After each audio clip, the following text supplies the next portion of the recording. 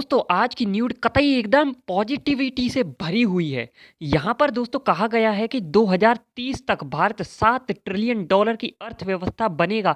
वित्त मंत्रालय की रिपोर्ट यही कहती है। मोदी जी के मुंह से भी आपने सुना होगा कि मित्रों भारत 7 ट्रिलियन की अर्थव्यवस्था बनेगा 2030 तक। सरकार के जो मुख्य आर्थिक सलाहकार हैं वी अनंत नागेश्वरन और उनके अर्थशास्त्रियों की टीम ने एक रिपोर्ट तैयार की है द इंडियन इकोनॉमी। तो इसमें मतलब पिछले दशक में अपनी जो आर्थिक आर्थिक यात्रा है उसका जायजा लेते हैं। जब हम पहले देखेंगे उसी के अनुसार तो बता सकेंगे कि आगे हम ग्रो कर रहे हैं या उतनी ही स्पीड से आगे बढ़ रहे हैं।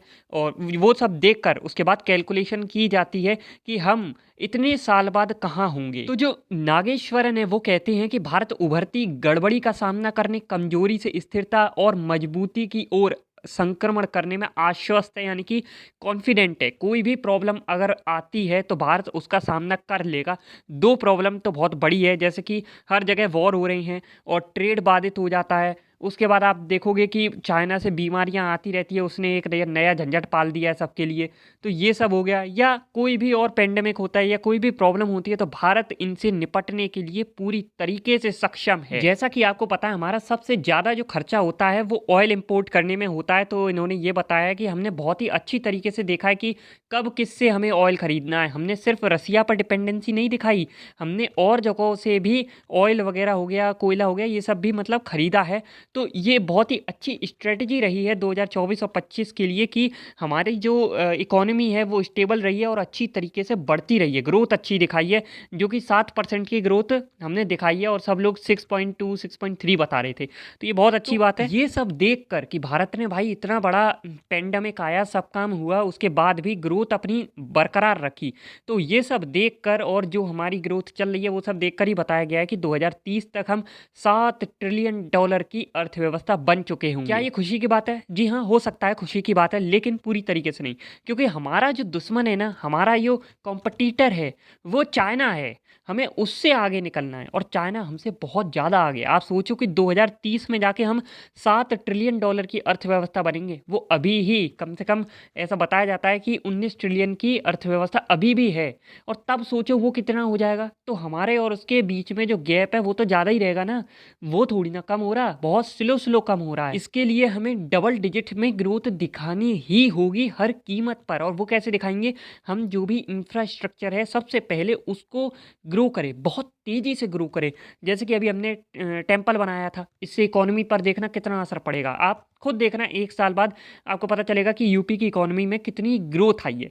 ठीक है, ऐसे ही हम हाईवेज बना रहे हैं और जो भी है कंपनियां भारत में लाओ, भारत में बने, नई टेक्नोलॉजी बनाओ। मैं अपनी हर वीडियो में कहता हूँ वो काम मत करो जो सभी कर रहे हैं, हमेशा नई चीज़ की तरफ बढ़ो। क्योंकि अगर आप नई टेक्नोलॉजी लाते हो तो उसको पूरा विश्व लेगा। जैसे कि हमारा यूपीआई है, वो पूरे विश्व को ज़रूरत है उसकी।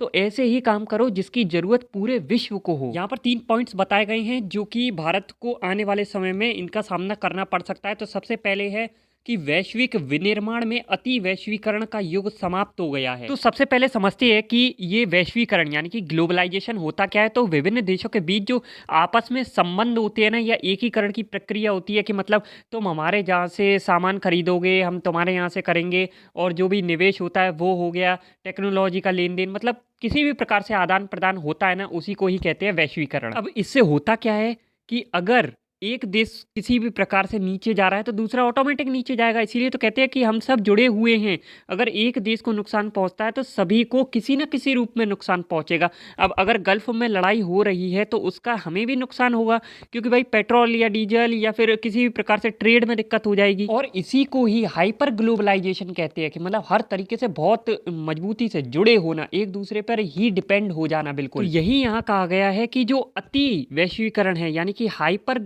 ग्लोबलाइजेशन है, उसका युग समाप्त हो गया है। मतलब कि अब जैसे भारत है वो कह रहा है कि हमारे यहाँ पे ही सारी चीजें बनाओ, कल को तुम कोई प्रॉब्लम क्रिएट करने लगे तो हमें तो दिक्कत होगी ना। क्योंकि इससे क्या होता है कि हम निर्भर हो जाते हैं सामने वाले पर। बिल्कुल ही दूसरे पॉइंट में कहा गया है कि भारत में जल्द ही डी वैश्वीकरण होने की उम्मीद नहीं है। अब यहाँ पर आप देखोगे कि जो यूएसए है वो किसी के ऊपर निर्भर नहीं है, पर सभी लोग यूएसए के ऊपर निर्भर है। आगे कहा है कि लेकिन जो सरकार है वो उत्पादन की ऑन शेयरिंग शोरिंग और फ्रेंड शोरिंग पर ध्यान केंद्रित करने की योजना बना रही है। फ्रेंड शोरिंग दोस्तों क्या होता है कि हम कोई भी सामान या कच्चा माल है वो ऐसे देश से लेते हैं जो कि हमारे सपोर्टिव होता है, ऐसे देश से नहीं लेते जो हमारे अगेंस्ट में काम कर सकता है या करता है।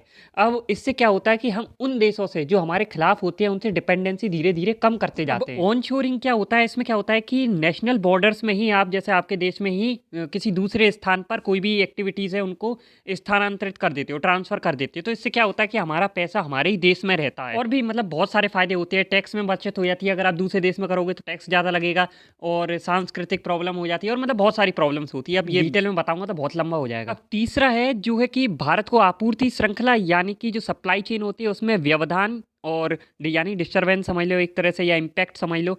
और हो गया कि सेवा व्यापार और रोजगार पर आर्टिफिशियल इंटेलिजेंस का जो प्रभाव पड़ेगा, कि मतलब रोजगार कम तो नहीं हो रहे, लोगों को प्रॉब्लम तो नहीं हो रही है, और ऊर्जा संक्रमण जैसी चुनौतियों का समाधान करना होगा। और ये तो आप जानते हो एनर्जी तो सबसे बेसिक है भैया, कि हम कैसे सस्ते में एनर्जी ले सके। उसके बारे में मैंने बहुत सारी वीडियो बनाई हुई है कि सोलर हो गया, विंड हो गया, अभी तो बायोगैस के बारे में भी मैंने एक वीडियो बनाई थी, उसका भी काफ़ी किया जा रहा है। यूपी में कई प्लांट लग रहे हैं और बहुत सारी ऐसी चीज़ें ग्रीन जो एनर्जी है उसके लिए काम किया जा रहा है, जो कि अपने ही देश में हम बना सकते हैं, हमें डिपेंड नहीं होना पड़ेगा। तो इस पर भी ध्यान दे रही है सरकार, और इसके लिए हमें एक बुनियादी ढांचा यानी कि बेसिक इंफ्रास्ट्रक्चर बनाने की ज़रूरत है। इसीलिए हमें थोड़ा सा भी टाइम लग रहा है, थोड़ी प्रॉब्लम आ रही है, क्योंकि हम एक तरह से ट्रांसफॉर्म कर रहे हैं हर चीज़।